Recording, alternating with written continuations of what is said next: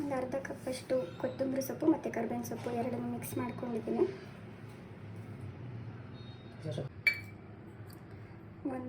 ಒಂದು ಸ್ಪೂನಷ್ಟು ಸಣ್ಣದಾಗಿ ತುರ್ಕೊಂಡಿರೋ ಶುಂಠಿ,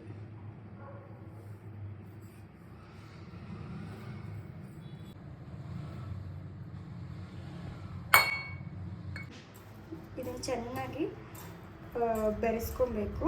ನೀಟಾಗಿ ಕಲಸಿ ಅದು ನೀಟಾಗಿ ಮಿಕ್ಸ್ ಆಗಬೇಕು. ಮಿಕ್ಸ್ ಆಗಿದ್ಮೇಲೆ ಒಂದು ಸ್ವಲ್ಪ ಹೊತ್ತು ಹಾಗೆ ಬಿಡಬೇಕು.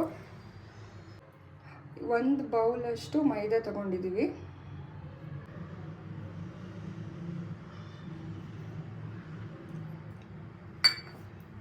ಅಷ್ಟೇ ಪ್ರಮಾಣದ ಸೇಮ್ ಈಕ್ವಲ್ ಕ್ವಾಂಟಿಟಿಯಲ್ಲಿ ರವೆ ತೊಗೊಂಡಿದ್ದೀವಿ. ಇದು ದಪ್ಪ ರವೆ ಅಥವಾ ಉಪ್ಪಿಟ್ಟು ರವೆ ಅಂತ ಏನು ಕರಿತೀವಿ ಅದು ತೊಗೊಂಡಿದ್ದೀವಿ. ಬನ್ಸಿ ರವೆ, ಸಣ್ಣ ರವೆ ತೊಗೋಬಾರ್ದು, ನೀರು ಬಿಟ್ಕೊಳ್ಳುತ್ತೆ. ಇವಾಗ ಅರ್ಧದಷ್ಟು, 1 ಕಪ್ಪು ಮೈದಾ 1 ಕಪ್ ರವೆ ಆದರೆ ಅರ್ಧ ಕಪ್ಪಷ್ಟು ಅಕ್ಕಿ ಹಿಟ್ಟು,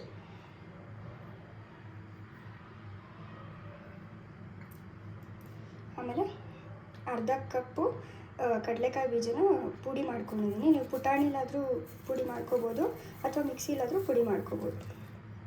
ಈ ಕಡಲೆಕಾಯಿ ಬೀಜನ ಫಸ್ಟು ಹುರಿದು ಆಮೇಲೆ ಕುಟಾಣಿಲಿ ಅಥವಾ ಮಿಕ್ಸಿಯಲ್ಲಿ ಪುಡಿ ಮಾಡ್ಕೋಬೇಕು, ಇಲ್ಲಾಂದರೆ ಹಸಿ ಕಡಲೆ ಬೀಜ ಅಂತ ಅನಿಸುತ್ತೆ. ಇದನ್ನು ಚೆನ್ನಾಗಿ ಕಲಿಸ್ಕೋಬೇಕು. ಎಲ್ಲ ಹಿಟ್ಟೆಲ್ಲ ಹಾಕಿದ್ದೀವಲ್ವ, ಹಿಟ್ಟು ರವೆ ಎಲ್ಲನೂ ಹಾಕಿದ್ದೀವಲ್ಲ, ಅದನ್ನು ಈರುಳ್ಳಿ ಜೊತೆಗೆ ಚೆನ್ನಾಗಿ ಕಲಿಸ್ಕೊಬೇಕು. ಕಲಸಿ ಸ್ವಲ್ಪ ಹೊತ್ತು ಹಾಗೆ ಬಿಡಬೇಕು. ಈಗ ಕಾದಿರೋ ಎಣ್ಣೆನ ಬಾಣಲೆಗೆ ಹಾಕ್ತಾಯಿದ್ದೀವಿ.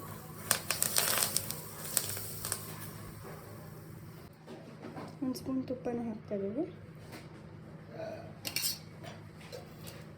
ಎಣ್ಣೆ ಬಿಸಿ ಇರೋದ್ರಿಂದ ಒಂದು ಸ್ಪೂನಲ್ಲಿ ಫಸ್ಟು ಮಿಕ್ಸ್ ಮಾಡ್ಕೊಳ್ಳೋಣ.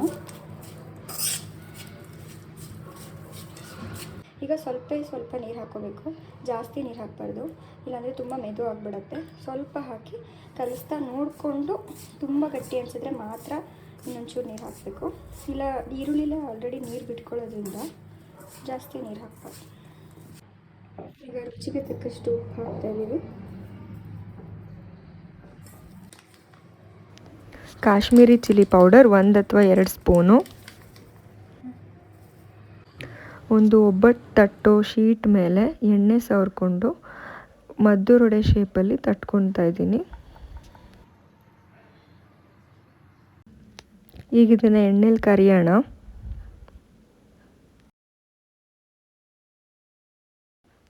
ನೋಡಿ ಎಷ್ಟು ಕ್ರಿಸ್ಪಿಯಾಗಿ ಬಂದಿದೆ, ತುಂಬ ಗರ್ಗರಿಯಾಗಿ ಚೆನ್ನಾಗಿ ಬಂದಿದೆ. ಇದ್ರ ಜೊತೆಗೆ ಕಾಯಿ ಚಟ್ನಿ ಮಾಡಿ ತಿಂದರೆ ತುಂಬ ಚೆನ್ನಾಗಿರುತ್ತೆ. ಕ್ರಿಸ್ಪಿಯಾದ ಮದ್ದೂರೊಡೆ.